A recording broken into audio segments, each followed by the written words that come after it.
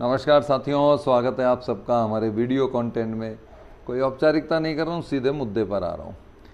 चुनाव हो गए, चुनावों के परिणाम आ गए और परिणाम जो आए वो आपके सामने हैं। लोगों को पता था देश के यशस्वी प्रधानमंत्री नरेंद्र मोदी भाई तीसरी बार सिंहासन पर बैठेंगे प्रधानमंत्री के। राष्ट्र के लिए गौरव का विषय है, गौरव की बात है कि मेरे ख्याल से जवाहरलाल नेहरू के बाद दूसरे प्रधानमंत्री हैं नरेंद्र मोदी जो लगातार तीसरी बार प्रधानमंत्री पद पर बैठे हैं। अब देखिए, ये तो एक बहुत बड़ी बात है और प्रधानमंत्री वो सबके हैं, जिन्होंने वोट दिए उनके भी और जिन्होंने वोट नहीं दिया भारतीय जनता पार्टी को उनके भी लिए वो प्रधानमंत्री हैं।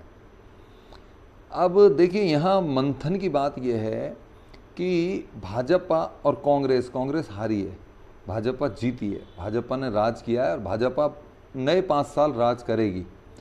प्रधानमंत्री वही नरेंद्र मोदी। अब यहाँ यदि आप मंथन करें तो आप देखेंगे कि भाजपा जीतने के बाद भी हारा सा फील कर रही है अपने आप को, हारा सा महसूस कर रही है अपने आप को, और कांग्रेस हारने के बाद भी जीता जीता महसूस कर रही है। कांग्रेसी कॉलर उठा के चल रहे हैं। ऐसा क्यों है? यदि आप मंथन करोगे ना तो आपको ये फील होगा कि जो पूरे हिंदुस्तान का गढ़ माना जाता है राजनीति का वो है उत्तर प्रदेश, और उत्तर प्रदेश से भी रामलला की सीट यानी कि अयोध्या की सीट कांग्रेस हार गई। समाजवादी पार्टी जीती है वहाँ से। चित्रकूट से भाजपा हार गई। भाजपा ने चित्रकूट से अपनी हार स्वीकार करी है और भाजपा ने अयोध्या से अपनी हार स्वीकार करी है, वहाँ से समाजवादी पार्टी जीती है। तो अब ये 2 सीटों पर यदि अपन मंथन करें तो ये मंथन में एक मक्खन निकल कर आ रहा है बाहर। जब अपन मंथन करते हैं ना तो एक मक्खन निकल कर आ रहा है बाहर। तो मक्खन ये बाहर निकल कर आ रहा है कि आखिर वास्तव में अयोध्या की सीट भारतीय जनता पार्टी क्यों हार गई। ये वही रामलला का मंदिर था जिसके वजूद से भारतीय जनता पार्टी ने अपना गौरव बढ़ाया, लेकिन उसके बावजूद सीट हार गई। और हारने के बाद की दशा देखिए आप।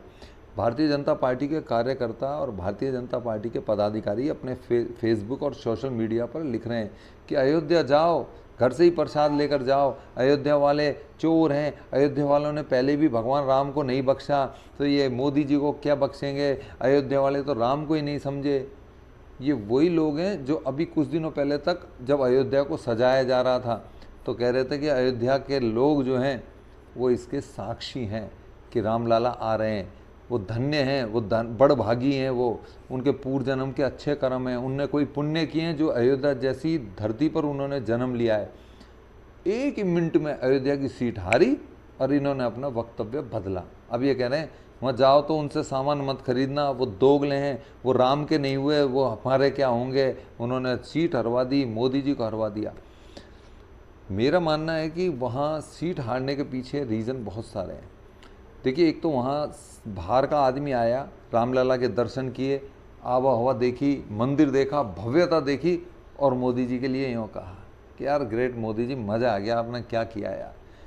लेकिन जिस जगह लोग रहते हैं वो जब विकास होता है या किस तरीके की चीज़ें होती है तो वो लोग कितना परेशान होते हैं, वो उनके मन से पूछिए आप। लोगों को बेघर किया गया, वहाँ लोगों को वहाँ घर नहीं मिला। आज भी स्थिति बहुत ज़्यादा ख़राब थी।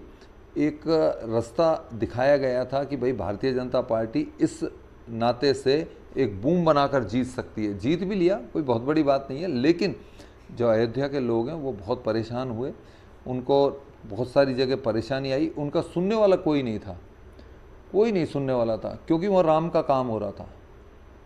सब ने नकार दिया, नहीं नहीं नहीं नहीं, यहाँ से हटिए, आप हटिए, यहाँ से हटाइए इनको। मतलब इतनी ज़्यादा वहाँ परेशानी आई है।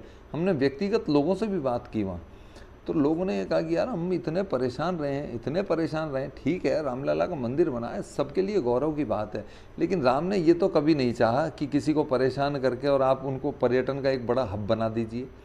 बाहर से विदेशी आदमी आते हैं, बाहर से प्रदेश के लोग आते हैं, दूसरे प्रदेश के लोग आते हैं, वो कहा वाह यार वाह क्या यार। लेकिन उससे पूछो ना जो वहाँ है लोकल, वो कितना परेशान हुआ है। और आज भी परेशानी झेल रहा है। रास्ते बड़े बड़े कर दिए, चौड़ी चौड़ी सड़कें कर दी, लोगों के रोज़गार ख़त्म कर दिए, उनके रोज़गार उपलब्ध नहीं कराए। रोज़गार ख़त्म कर दिए वो कोई इश्यू नहीं है, ख़त्म होते हैं, विकास होता है तो रोज़गार भी डिस्टर्ब होते हैं, लेकिन सरकार की पहली प्राथमिकता थी कि उन्हें रोज़गार उपलब्ध कराते। किसी को घर से बेघर किया है तो उनको घर दिलवाते, या उल्टा कर दिया, या बाहर आने वाले के लिए तो वेलकम है और अपने घर वालों के लिए तमाचा है। भैया निहाल तो घर वाले ही करेंगे जब तुम बीमार पड़ोगे। तो वही हुआ, आपको आपके घर वालों ने ही मरवा दिया अयोध्या में। मेरा किसी पार्टी वार्टी विशेष से नाता नहीं है, लेकिन मैं आपको ये फैक्ट बताना चाह रहा हूँ, यदि आप यहाँ मंथन करेंगे ना तो आपको ये पता पड़ेगा कि अयोध्या और चित्रकूट जैसी बड़ी जगहों पर भारतीय जनता पार्टी की हार का बड़ा कारण यही है। और इस पर मंथन कीजिए मोदी जी, यदि आप मेरी वीडियो को सुन पा रहे हैं तो इस पर मंथन कीजिए, सच में मंथन कीजिए, मंथन का विषय है। भगवान राम भी कभी नहीं चाहते थे कि हम किसी को परेशान करके राज करें। उन्होंने तो प्रजा के लिए अपनी भार्या को, अपनी पत्नी को, अपनी धर्मपत्नी को वन में भेज दिया प्रजा के लिए। और एक राजा के लिए प्रजा जो है ना सर्वोपरि होती है। अपनी अगली वीडियो में फिर मिलूँगा, तब तक के लिए जय हिंद, वंदे मातरम।